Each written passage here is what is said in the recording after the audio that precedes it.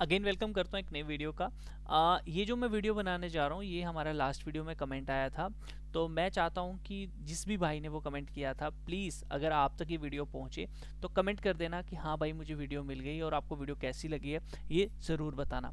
तो अशोका बिल्डकॉन का स्टॉक आज 167 रुपीज़ का चल रहा है। काफ़ी सारे लोगों को ये स्टॉक सस्ता भी लग सकता है, महंगा भी लग सकता है, बट इस स्टॉक में इन्वेस्टमेंट करने से पहले आपको एक फंडामेंटल एनालिसिस करने की ज़रूरत रहती है।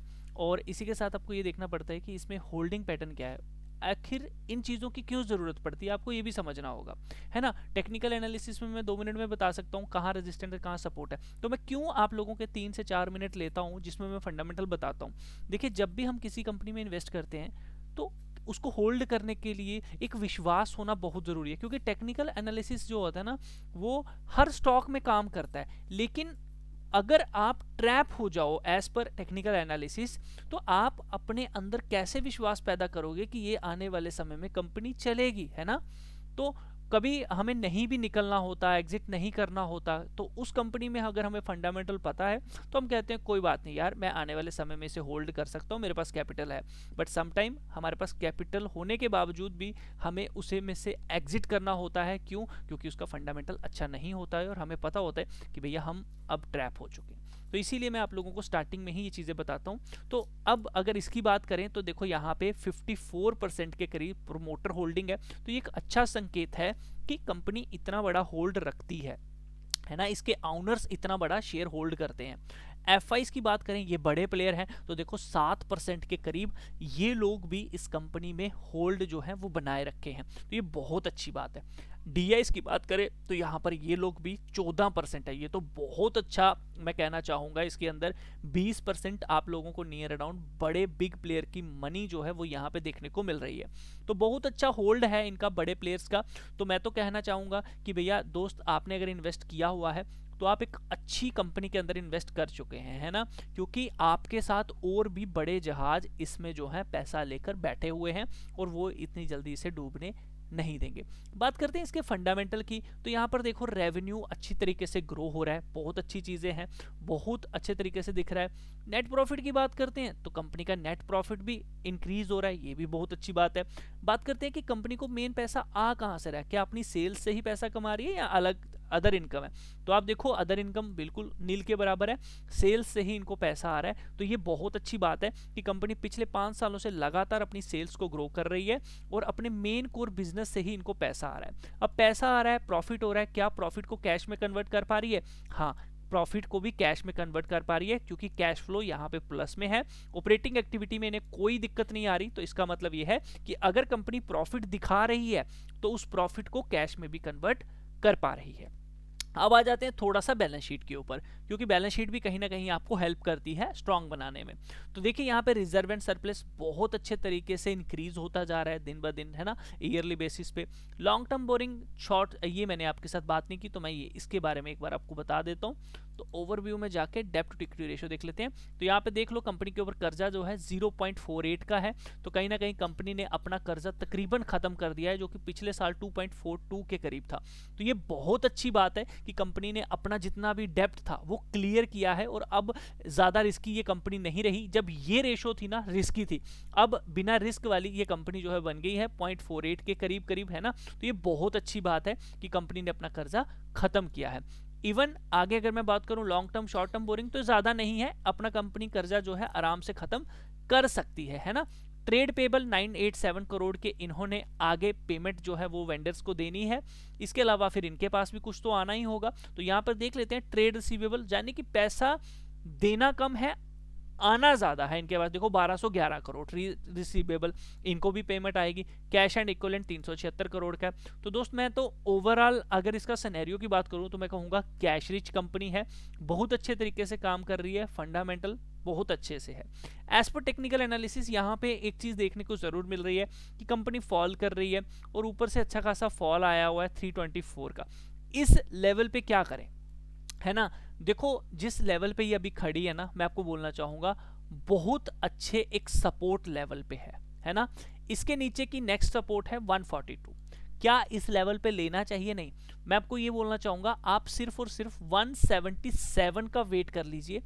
इसके ऊपर सस्टेन हुआ ना, 1-2 हफ्ता 1-2 दिन भी अगर सस्टेन हुआ ना, तो बाइंग इसमें बनती है। और उस केस में आपको बड़ी मूवमेंट देखने को मिलेगी, जिसमें आपका जो पहला टारगेट यहां से निकलते ही होगा वो नियर अराउंड 224 के करीब आपको चलना चाहिए, या फिर आप 215 का पहला टारगेट इसमें जो है वो निश्चित करके चलिए कि आपको मिल जाएगा 213 का। लेकिन 177 के ऊपर ही आपको बुलिशनेस देखने को मिलेगी। प्लस इसमें यह भी हो सकता है कि इस ट्रेंड लाइन का जैसे ही ब्रेकआउट आए आपको बड़ा मूवमेंट दे दे, है ना। लेकिन ट्रेंड लाइन का फेक ब्रेकआउट भी हो सकता है, तो इसीलिए आप 213 के करीब करीब एक टारगेट यहां से ले सकते हैं अगर 177 के ऊपर निकलता है। ट्रेंड लाइन के ब्रेकआउट के साथ 213 के ऊपर अगर ये होल्ड करता है, अच्छे से सस्टेन होता है, तो फिर इसमें एक अप ट्रेंड की रैली जो है वो शुरू हो जाएगी, जिस केस में आपको 380-400 के भी टारगेट देखने को मिल सकते हैं। तो यहां पर आपके लिए अभी के हिसाब से 213 एक बड़ा रेजिस्टेंस होगा, तो ये अचीव करना आपको 177 के बाद है। नीचे की तरफ जब तक कोई रिवर्सल नहीं आता बाइंग मत करिए। अभी जो रिवर्सल बनेगा वो 177 के ऊपर बनेगा। नीचे 142 के करीब करीब आप लोगों को जो है वो एक अच्छी बाइंग, बाय ऑन डिप आप कह सकते हो, आपको देखने को मिलेगा। उसके बाद 118, 101। लेकिन हमेशा जब एक ब्रेकआउट दे ना स्टॉक, तब ट्रेड करना चाहिए। अभी इस लेवल पे एक्यूमुलेशन करने की जरूरत नहीं है, वेट कर लो 177 के ऊपर निकलता है तो एक मूवमेंट आपको देखने को मिल जाएगी।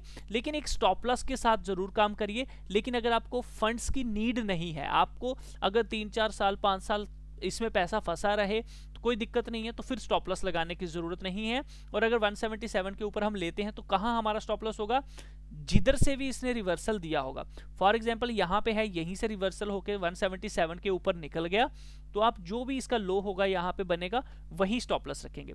लेकिन एक चीज ध्यान रखना, अगर ये फॉल कर जाता है और यहां 150 तक आता है, देन 177 के ऊपर आएगा, हमें बाइंग नहीं करनी है, तब हमें वेट कर लेना 160 173 का ही, है ना। फिर ये एक रेजिस्टेंस बन जाएगा, उस केस में बाइंग नहीं है। अगर मैं फिर से कह रहा हूं, ये जो कैंडल अभी तक बनी हुई है, इसको बिना ब्रेक किए ही अगर ये ऊपर चला जाएगा तो आपको एक अच्छा मूव मिल जाएगा। ऐसा क्यों बोल रहा हूं उस चीज को भी समझना, उसके पीछे एक लॉजिक है।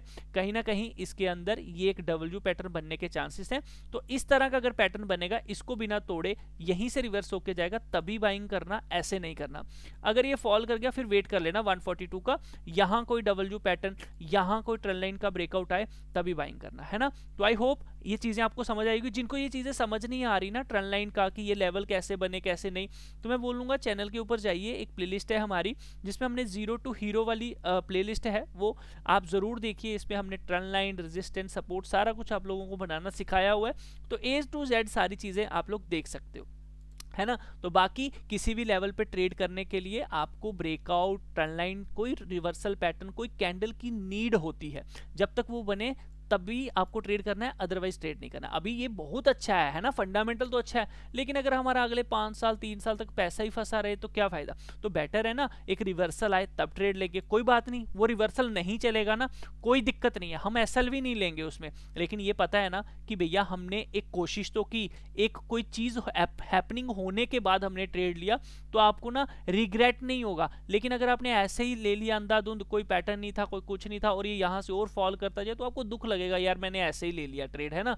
तो एक कोई चीज होने के बाद, एक्टिविटी होने के बाद लोगे ना, तो आपको रिग्रेट नहीं होगा, है ना। अच्छा तो है, लेकिन अपॉर्चुनिटी आने दो तब देखते हैं, ठीक है। तो वीडियो अच्छा लगा लाइक जरूर करना, शेयर जरूर करना। इस तरह की और वीडियोस पाने के लिए चैनल को सब्सक्राइब करना। मुझे पता है और भी लोगों ने कमेंट किए हुए हैं, मैं उनका भी वीडियो जरूर लूंगा आहिस्ता आहिस्ता। प्लीज आप कमेंट करते रहिएगा, एंड मैं आप लोगों का भी वीडियो जो है वो बना दूंगा। ट्रेड लेने से पहले एक बार अपने फाइनेंशियल एडवाइजर से जरूर पूछना, क्योंकि रिस्क आप सबका है। बाकी वीडियो अच्छा लगे तो लाइक एंड शेयर जरूर करिए।